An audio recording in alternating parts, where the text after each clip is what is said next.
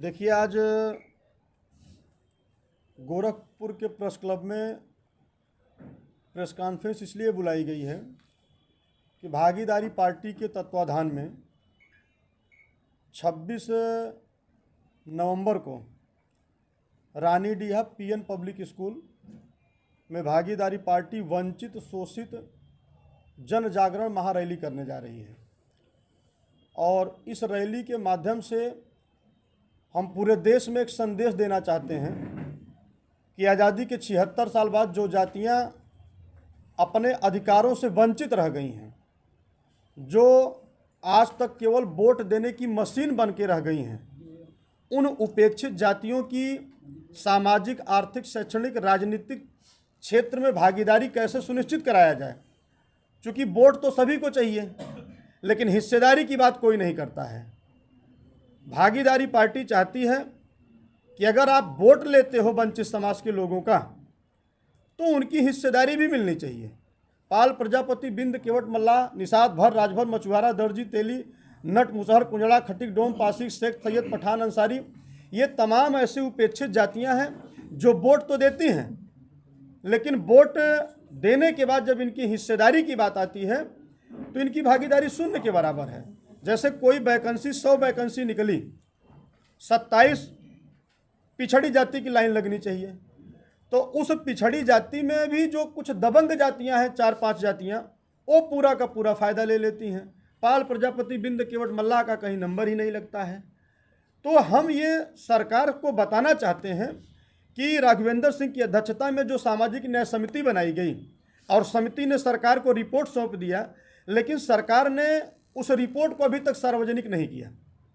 भागीदारी पार्टी ये चाहती है, एक एक सिपाही ये चाहता है कि सामाजिक न्याय समिति की रिपोर्ट को सार्वजनिक किया जाए, जो 7, 9, 11 में जो विभाजन किया गया है, ताकि जो विकास की मुख्यधारा के अंतिम पायदान पर बैठा हुआ व्यक्ति है उसकी भी भागीदारी मिल सके। अब जैसे नट का बेटा है, मुसहर का है, कुंजला, खटिक, डोम, पासी है, अर्कवंशी है, आरक है, इनकी भागीदारी कहाँ है?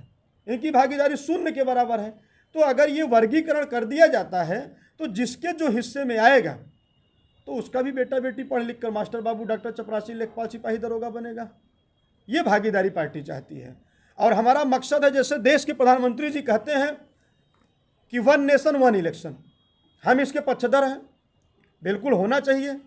लेकिन आप 1 नेशन 1 इलेक्शन की बात करते हो तो हम तो कहते हैं कि अगर एक देश है, एक प्रधानमंत्री, एक राष्ट्रपति है और एक चुनाव कराना चाहते हो तो देश में शिक्षा प्रणाली भी एक होनी चाहिए। जो प्राथमिक स्कूल हैं, प्राइमरी में गरीब का बेटा क से कबूतर पढ़ने जाता है और अमीर का बेटा कॉन्वेंट में क से कंप्यूटर पढ़ने जाता है। जो प्राइमरी में टीचर पढ़ाता है, सरकार से 70,000 80,000 रुपया लेता है, वह भी अपने बच्चों को प्राइमरी में नहीं पढ़ाना चाहता है, वो कॉन्वेंट स्कूल में पढ़ाना चाहता है। हम चाहते हैं कि जो सिलेबस कॉन्वेंट स्कूल में चलता है वही सिलेबस प्राथमिक स्कूल में लागू किया जाए। अगर ये समान शिक्षा कर दिया जाए तो हमको लगता है कि गरीब का भी बेटा पढ़ लिख कर मास्टर, बाबू, डॉक्टर, चपरासी, लेखपाल, सिपाही, दरोगा बन सकता है। लेकिन सरकार ऐसा नहीं करना चाहती है। सरकार गरीबों को गरीब बनाना चाहती है। आज कॉन्वेंट स्कूल जिस तरीके से मनमाने तरीके से फीस वसूल रहे हैं, सरकार का कोई नियम नहीं, कोई कानून नहीं, उन पर कोई अंकुश नहीं। 3,000, 3,500, 3,800, 5,200, 6,000, 7,000 रुपया मंथली फीस वसूल रहे हैं। अब बताइए, सरकार कि जब बुरे दिन वाली सरकार थी, मनरेगा की मजदूरी 202 रुपया हुआ करती थी। मोदी जी ने बड़ी उन्नति किया तो 213 रुपया कर दिया। अब बताइए, मनरेगा में मजदूरी करने वाला व्यक्ति अपने बेटे को कॉन्वेंट स्कूल में पढ़ा सकता है? नहीं पढ़ा सकता है। ये कहने को तो कहते हैं कि हम पिछड़ी जाति के हैं। जब आप पिछड़ी जाति के हो तो पिछड़ों की हिस्सेदारी देने की बात क्यों नहीं करते हो भाई? आप बताइए, इन्होंने 10% आर्थिक आधार पर आरक्षण सवर्णों को दिया कि जो गरीब सवर्ण हैं। आप बताओ, देश में सवर्णों ने कहीं इस आरक्षण के लिए आंदोलन किया? कहीं धरना प्रदर्शन किया? कहीं लड़ाई लड़े? अब देश के प्रधानमंत्री कहते हैं कि मैं पिछड़ी जाति से आता हूं। जब आप पिछड़ी जाति से आते हैं, आपको पता है कि देश में पिछड़ों की आबादी 85% है, पिछड़े दलित की, तो आप उनकी हिस्सेदारी की बात क्यों नहीं करते हो भाई? हम ये नहीं कहते कि 10% आपने जो आर्थिक आधार पर आरक्षण दिया वो गलत किया, आपने सही किया। और उसमें भी इन्होंने एक बैरियर रखा कि 8 लाख रुपया एनुअल यानी सालाना कमाने वाला जो पिछड़ा है वो गरीब है, सॉरी जो फॉरवर्ड है वो गरीब है। 8 लाख का मतलब समझते हैं, 12×72 यानी 66,000 रुपया जो महीना सामान्य जाति का व्यक्ति कमाएगा वो गरीब है, लेकिन 25,000, 30,000, 35,000 रुपया महीना कमाने वाला पिछड़ा अमीर है। हम कहते हैं 27% पिछड़ों को आपने आरक्षण दिया। पिछड़ी जाति के लोग लड़ाई लड़ रहे हैं कि जिसकी जितनी संख्या भारी उसकी उतनी हिस्सेदारी। अगर आप पिछड़ों की हितैषी हो, पिछड़ों को वोट आप लेते हो, पिछड़ों की बदौलत आप सरकार बनाते हो, तो पिछड़ों की हिस्सेदारी क्यों नहीं देते हो भाई? आप 27 से आरक्षण बढ़ाकर 54% क्यों नहीं करते हो? चलिए मान लीजिए 54% नहीं कर सकते हैं, संविधान में ऐसी कोई व्यवस्था नहीं है, 85% कर दीजिए, लेकिन उसको भी नहीं करना चाहते हैं।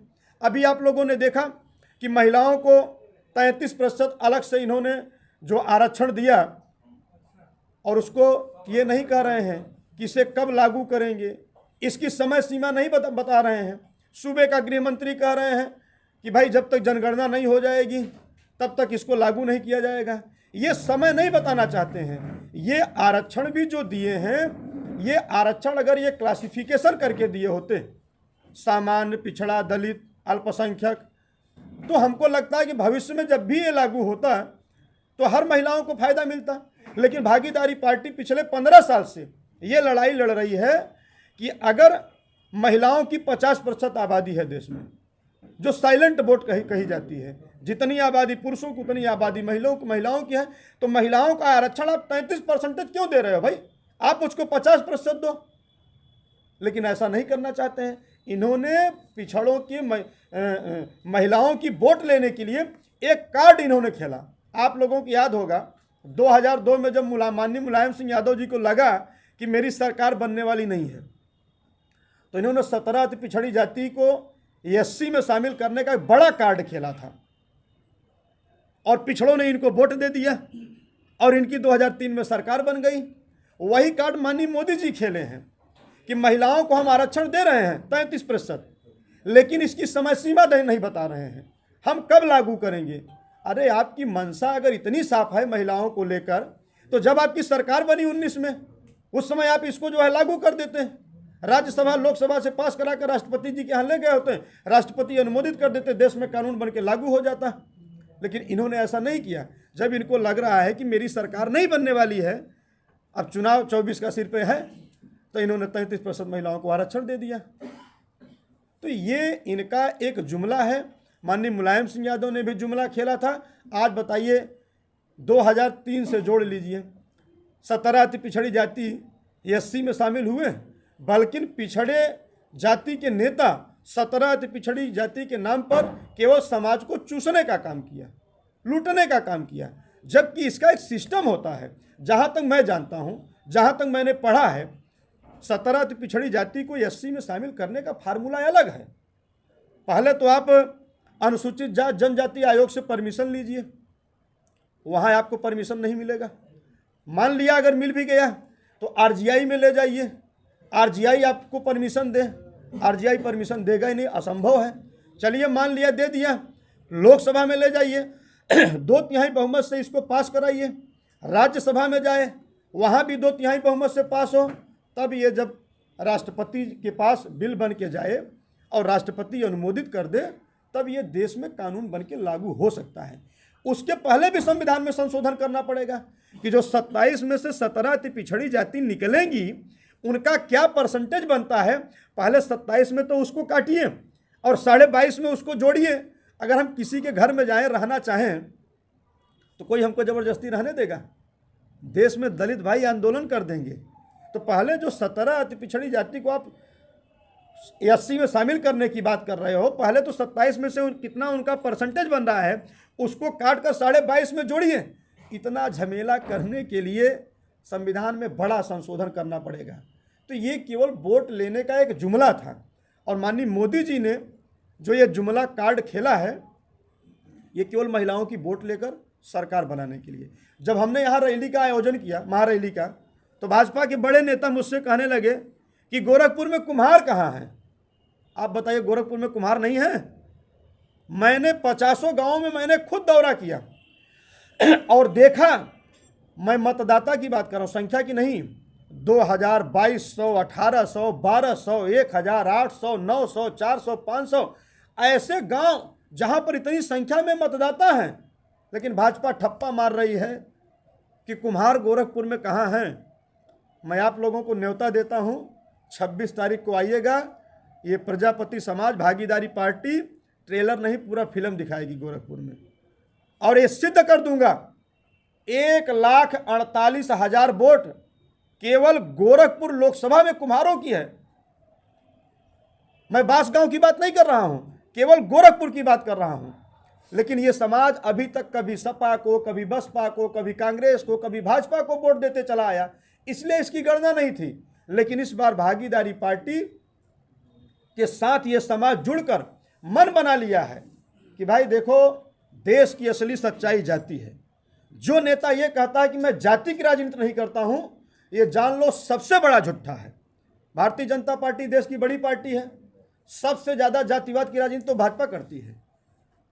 भाई जाति देखकर टिकट देते हैं, जाति देखकर मंत्री बनाते हैं, यहाँ तक कि तहसीलों पर ठप्पा मारकर देते हैं कि तुम फला जाति के, तुम फला जाति के, तुम फला जाति के। आप बताओ, अगर देश की असली सच्चाई जाति नहीं होती तो ये तहसीलों पर ठप्पा मार के देते हैं।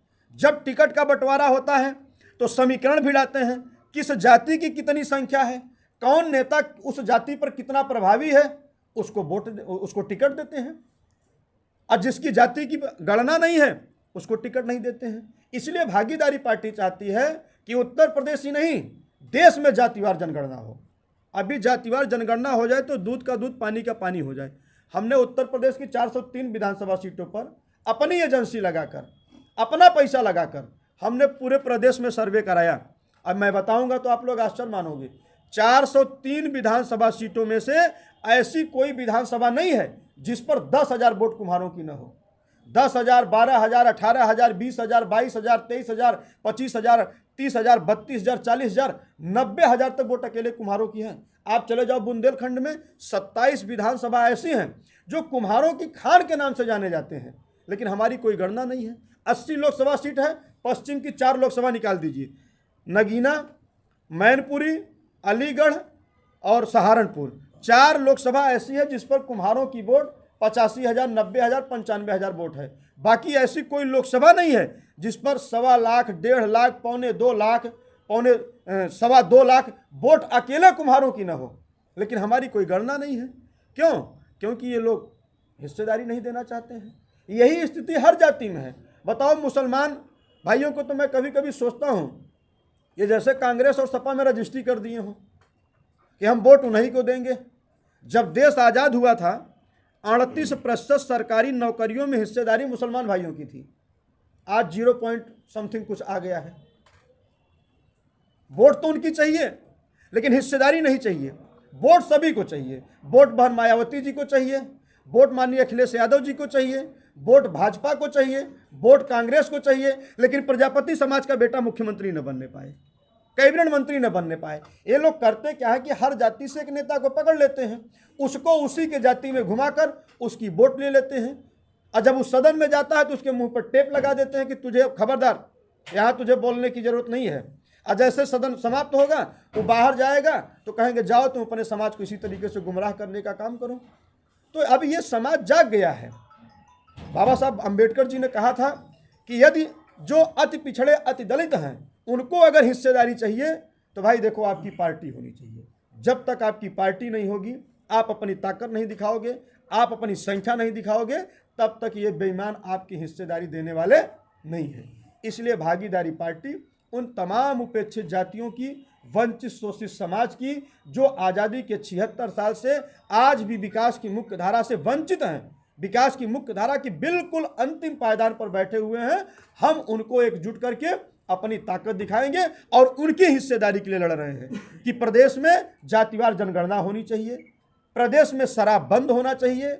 बताइए, आपका पड़ोसी राज्य बिहार है, बिहार में शराब बंद है, लेकिन उत्तर प्रदेश में माननीय मोदी जी और योगी जी दोनों लोग मिलके 2 विभाग चलाते हैं शराब बेचने के लिए। एक मद्यपान निषेध विभाग, एक आबकारी विभाग। मद्यपान निषेध विभाग कहता है कि शराब पीना विष से भी भयंकर है, शराब मत पियो, शराब पीने से व्यक्ति की आकस्मिक मृत्यु हो जाती है। और आबकारी विभाग कहेगा योगी जी वाला कि तुम हमारे पास आओ, हम तुम्हें शराब बेचने का लाइसेंस देते हैं। यानी एक ही प्रदेश में दोहरी नीति क्यों? या तो शराब बेचो धड़ल्ले से, तो ये मत कहो कि निषेध है, या तो निषेध ही कर दो। भारत के 12 राज्यों में शराब बंद है भाई, आंध्र प्रदेश, गुजरात, केरल, कर्नाटक, लक्षद्वीप, दमन द्वीप, आपके बिहार में, तो उत्तर प्रदेश में शराब क्यों नहीं बंद करते हो? जब देश के प्रधानमंत्री माननीय नरेंद्र मोदी जी नहीं थे तो कहते थे कि मैं देश का प्रधानमंत्री बना तो सबसे पहले भाई और बहनों शराब बंद करूंगा। आप बताओ, मोदी जी और योगी जी दोनों लोग मिल के शराब बेच रहे हैं, गरीबों को शराब पिलाकर वोट ले लेते हैं, दारू मुर्गा खिलाकर वोट ले लेते हैं। और जब मुर्गा खिला के वोट लेंगे तो जीत के जाएंगे तो 5 साल मुर्गा बना के घुमाएंगे। तो इस व्यवस्था को हम लोग हटाना चाहते हैं। हम चाहते हैं कि गरीबों के बच्चों को शिक्षा मिले, रोजगार मिले। आप बताइए, 69,000 शिक्षक भर्ती में पिछड़ी जाति के 5,945 सीट डिप्टी जी ने खा लिया, लेकिन एक भी पिछड़ी जाति का नेता भाजपा में बैठा हुआ बोलने को तैयार नहीं है। वो चाहे डिप्टी सीएम केशव प्रसाद मौर्य जी हों, चाहे स्वतंत्र देव जी हों, उस समय तो स्वामी प्रसाद मौर्य जी भी साथ में थे, लेकिन कोई भी नेता बोलने को तैयार नहीं था। क्यों? क्योंकि इनको वोट चाहिए, पिछड़ों की वोट तो चाहिए, लेकिन हिस्सेदारी की बात नहीं करते हैं। बताइए, 3 किलो फ्री में अनाज देकर गरीबों को बेवकूफ़ बनाकर उनका वोट ले रहे हैं। आप बताइए, बुरे दिन की जब सरकार थी तो सरसों का तेल 50 रुपया लीटर बिकता था, अब 200 रुपया लीटर बिक रहा है। 150 रुपया आपका एक जेबा कतर दिए। जो बुरे दिन की सरकार में गैस सिलेंडर 400 रुपया में बिकता था, उसको बढ़ाकर 1200 रुपया कर दिए। 800 रुपया दूसर का जेबा आपका कतर दिए। केवल 2 आइटम में आपसे 950 रुपया ले लिए और आप ही के पैसवा में से 100 रुपया का 3 किलो फ्री में अनाज दे दिए और आपकी वोट ले लिए। अभी मोदी जी बयान दे रहे थे, मैंने देखा राजस्थान में, कि भाइयों और बहनों, यहाँ तो पेट्रोल का दाम 97 रुपया 73 पैसा है, आप हमारी सरकार बनाओ। नहीं, 112 रुपया बताएं कि वहाँ जगह 112 रुपया है और हम उत्तर प्रदेश में 97 रुपया में बेचते हैं, जहाँ जहाँ हमारी सरकार है। अरे भाई, बुरे दिन की जब सरकार थी 70 रुपये 75 रुपये लीटर पेट्रोल बिकता था और आपने उसको बढ़ाकर 100 रुपया कर दिया और आपने 10 रुपये कम कर दिया, तब बोला महंगाई घटी कि बढ़ी। मतलब बेवकूफ़ बनाने का फार्मूला देखिए। मतलब खड़े खड़े झूठ बोल रहे हैं, पब्लिक के बीच में झूठ बोल रहे हैं कि हमारी सरकार बनेगी तो 112 से हम कम कर देंगे। मैं मानता तब आप कम करते। यही मोदी जी 2014 में कहे थे कि हम अच्छे दिन ले आएंगे, उस समय बुरे दिन वाली सरकार थी भाई। 65 रुपया 70 रुपया 80 रुपया लीटर डीजल पेट्रोल धीरे धीरे बढ़ रहा था, तो उस समय बुरा दिन था। और महंगाई के सवाल को लेकर इन लोगों ने केंद्र में सरकार बनाया। उस समय भाजपा की कमेटी, मोदी जी की मंडली ढोल नगाड़ा हारमोनिया लेकर खूब गलियों चौराहों मंडलों मुख्यालयों पर गाना गाते थे। उस समय एक फिल्म का गाना चला था, महंगाई डायन खाया जाता। आप बताओ, महंगाई के सवाल को लेकर इन लोगों ने केंद्र में सरकार बनाया। आज महंगाई कहाँ पर है? जो गरीब बेचारा छोटा सा घर बनाने के लिए 215 रुपया 20 रुपया बोरी सीमेंट खरीदता था, आज 450 रुपया में खरीद रहा है। जो अरहर की दाल 50 रुपये 55 रुपये में बिकती थी, आज 200 रुपये में बिक रही है। सरसों का तेल आपने देखा ही 200 रुपया लीटर बिक रहा है। डीजल पेट्रोल सैकड़ा मार चुके हैं। सब्जी मंडी में जाते थे ठंडियों में के दिनों में, सीजन में 2 रुपये की गोभी मिल जाती थी, 2 रुपये किलो टमाटर मिल जाता था, 2 रुपये किलो नमक मिल जाता था। आज देखिए, जो मोबाइल आप 199 रुपया के रिचार्ज कराते थे, आज 599 का रिचार्ज करा रहे हैं। महंगाई कहाँ है? महंगाई आसमान छू रही है, लेकिन भारतीय जनता पार्टी का एक भी नेता सदन में महंगाई के सवाल को लेकर बोलने को तैयार नहीं है। बीजेपी ने पूरे देश में 900 पार्टी कार्यालय बनाया है और एक एक पार्टी कार्यालय 20 करोड़ से लेकर 50 करोड़ रुपए तक के बने हैं, लेकिन कोई भी पत्रकार ये बात पूछने को तैयार नहीं है कि तुम्हारे पास इतना पैसा कहाँ से आया। क्या तुम्हारे नेता मनरेगा में काम करते थे? आप गोरखपुर का देख लीजिए, भारतीय जनता पार्टी का कार्यालय 50 करोड़ रुपए का बना हुआ है, लेकिन कोई बोलने को तैयार नहीं है। तो इस रैली के माध्यम से हम एक संदेश देना चाहते हैं, जो पिछड़े पिछाड़े गए लोग हैं, समाज पूरा साथ में खड़ा है। और आप लोगों को मैं आमंत्रित करूंगा कि आप लोग आइए, ट्रेलर नहीं पूरी फिल्म दिखाया जाएगा 26 तारीख।